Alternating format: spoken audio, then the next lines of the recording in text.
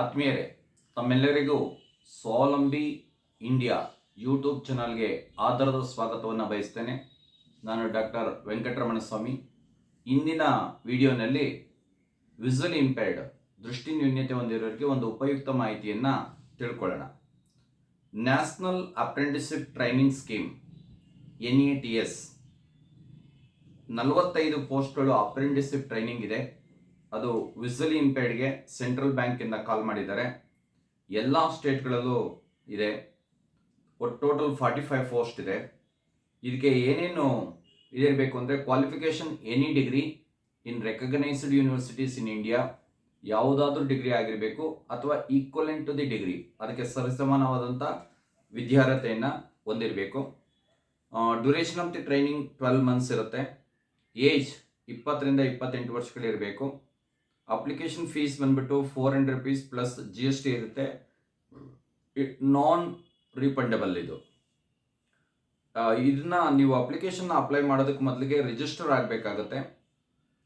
ಎಲ್ಲಿ ರಿಜಿಸ್ಟರ್ ಆಗಬೇಕು ಅಂತಂದರೆ NATS.education.gov.in ಇದರೊಳಗೆ ಸ್ಟೂಡೆಂಟ್ಸ್ ರಿಜಿಸ್ಟರ್ ಆಗಬೇಕು. ಲಾಗಿನ್ ಆದಮೇಲೆ ನಿಮಗೆ ಮಾಹಿತಿ ಅಪ್ಲೋಡ್ ಮಾಡೋದಕ್ಕೆ ಹೆಲ್ಪ್ ಆಗೋದು.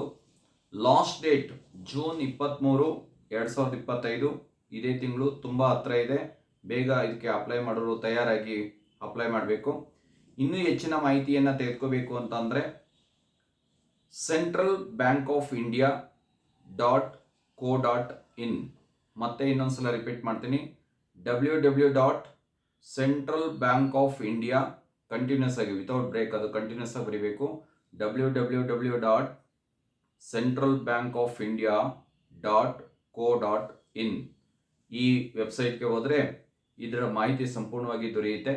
ಈ ಮಾಹಿತಿಯನ್ನು ತಿಳ್ಕೊಂಡು ಯಾರಿಗೆ ಅವಶ್ಯಕತೆ ಇದೆ ಅವರು ಇದಕ್ಕೆ ಅಪ್ಲೈ ಮಾಡ್ಬೋದು.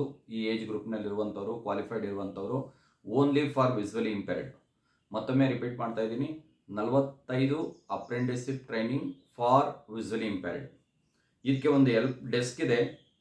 8800004334 ಇದು ಕೂಡ ಕಾಂಟ್ಯಾಕ್ಟ್ ಮಾಡ್ಬೋದು.